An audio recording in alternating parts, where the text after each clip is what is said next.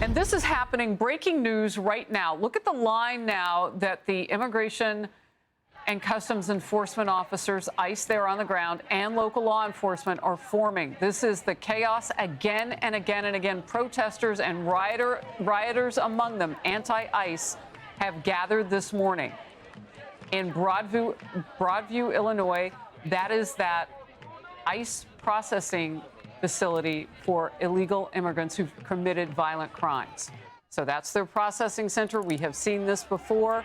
It's been a very busy couple of hours, and it continues. Senior correspondent Mike Tobin is in the thick of it there. Mike. And Harris, in the last half hour or so, we saw another dust-up with protesters and law enforcement. What it was in this case is a couple of protesters got in the street, and the Broadview police picked them up and pulled them out, and that caused a lot of anger, a lot of volume, a lot of shouting. Let me give you a look down Beach Street. This is where the fence used to be on Beach Street, and now what you see out here live are a bunch of state troopers. Now, Chief Thomas Mills told me that they were going to put a gate in that place. Right now, since that fence was removed by court order, there's nothing but manpower blocking that street, and you can see those are Illinois state troopers with their helmets and truncheons at the ready. There's another layer of state troopers a little further up the street here, and now what you've got are the demonstrators who are gathered, all the flags, and one of the things you'll notice with a lot of them that they've got their helmets and they've got the Home Depot's painter masks ready to go. What we usually see when the clashes occur, they usually occur on Sundays and they occur on Fridays, and in this case we saw a clash that occurred before the designated protesting hours. The protesters started coming out here onto Beach Street. The police wanted to move them off. By my count, I saw 9 people who got zip stripped, loaded into a Cook County Sheriff's vehicle, and transported from this location. I'd ballpark it at a little less than 100 people who are out here right now, chanting, making noise. And the big thing right now is they want to keep them in the designated protest areas and out of the street. Harris? I would imagine, hence the arrests, right? Because they're trying to send the signal, we're not just standing here to protect the building behind us, we're also keeping the peace here. Would you please ask your photographer, Mike, to keep that shot up? I want to have it as part of what we're talking about with my next guest, and we'll come back to you as the news warrants. Mike, thank you. Jonathan Fahey is with me now, former ICE director, so we're going to ask that Mike Tobin keep his shot up while you and I talk. This has gone on now for nearly 2 weeks off and on. Is any of this effective in making their point that they want to keep ICE from doing their job in any of these cities where you see this? I think they're not going to be effective in preventing the Trump administration from doing its job of removing illegal aliens, particularly the most serious criminals.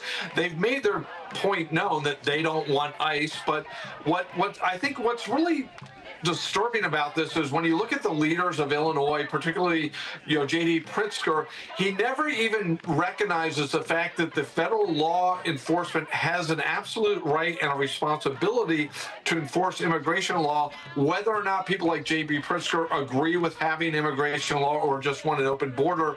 And it just seems like what he's doing is ratcheting up sort of this whole situation for his own presidential ambitions, and he's putting these agents at risk, as also the citizens of Illinois at risk. It's a really shameful situation, but I do not think there's anything they will do to deter the Trump administration, because what we've seen from Jonathan, the beginning, they are going to do this. I'm going to cut in for just a second, excuse me, because I want to talk about what's happening on the screen. This is live right now.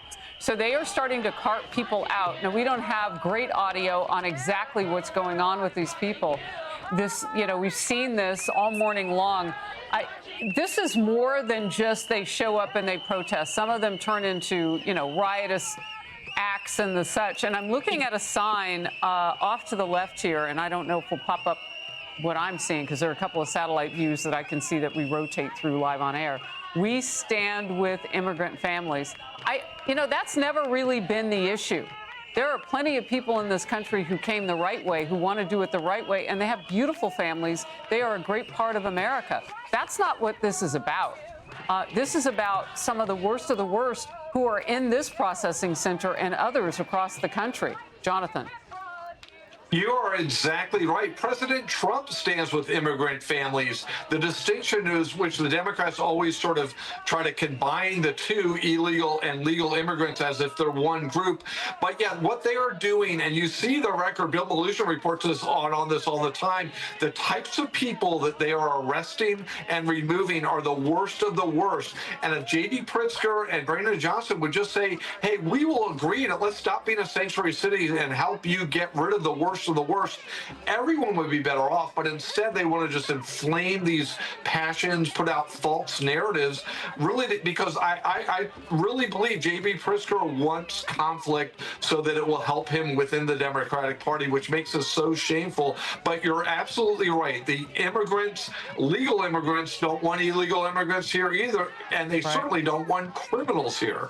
Well, and in interviewing those people here in New York and elsewhere that I've been, it's always true that those are the first communities that get hit when the illegals are here. We saw that in Aurora, Colorado at that apartment complex. I mean, they prey on the people who come here the right way, who are in those migrant, situations where they're just on their come up. They're trying to get that job. They're trying to do this. They are here legally.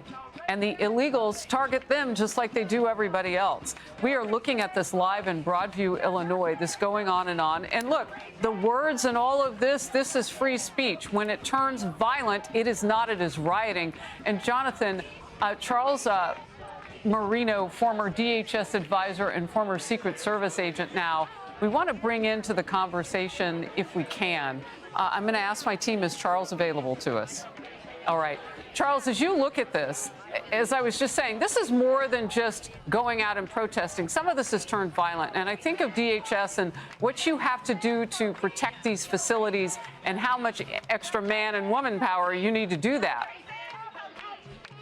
Yeah, you're absolutely right. And you brought up some valid points. Look, of course, there's a First Amendment right to protest. What you don't have a right to do is to create an unsafe environment for others, including ICE and the rest of law enforcement, or disrupt the operations at that ICE facility. And we have to recognize that all of these protest groups, especially related to this issue, are going to include agitators that are not intent on peacefully protesting, but are going to intentionally try and disrupt and endanger and intimidate those that are trying to carry out the mission. J.B. Pritzker and others have always intentionally tried to blur this issue as related to overall immigration. And that is a falsehood. We are specifically talking about illegal immigration here and those that go on to commit other violent crimes. Mm-hmm. Look, I want to ask you something that I haven't heard asked and answered. When you have this kind of rioting going on, rioters mixed with protesters, you see a person moments ago, another one of those on the ground in handcuffs. Are you watching individuals? Because you're a former Secret Service agent. Would there be an effort to watch for individuals around the country who you kind of have had an eye on that might want to do bad things in a backdrop like this? Absolutely. It's a very dangerous situation that's been allowed to exist here outside this facility. Let's remember, the courts have intervened at almost every step of the way. They've allowed them to congregate there and stay there from 9 a.m. to 6 p.m. Wow. They also demanded that DHS stand down the perimeter fencing that they had up around the facility, which I think DHS has every right to do as whether a temporary or permanent federal facility. So the law is on their side. Why they took that fencing down and why that judge made that ruling should certainly be challenged. So, yeah, there's a lot of vulnerabilities here. We've seen this occur at other ICE locations. The rhetoric is off the charts. The threat environment is off the charts against both these facilities and the men and women enforcing the law here from ICE and CBP. And so to allow hundreds to congregate, you bet they're scanning that crowd. They're concerned. Well, we are going to continue to watch this for all the reasons that you and Jonathan Fahey, former ICE director, Jonathan, thank you, have given us. Charles Marino, DHS former Secret Service and DHS advisor. Appreciate your time. Again, this has been going on for hours. We will not take our eyes off this because of the dangers that you just heard Charles Marino talking about. We're all over it. Hey everyone, I'm Emily Campagno. Catch me and my co-hosts Harris Faulkner and Kaylee McEnany on Outnumbered every weekday at 12 p.m. Eastern, or set your DVR. Also, don't forget to subscribe to the Fox News YouTube page for daily highlights.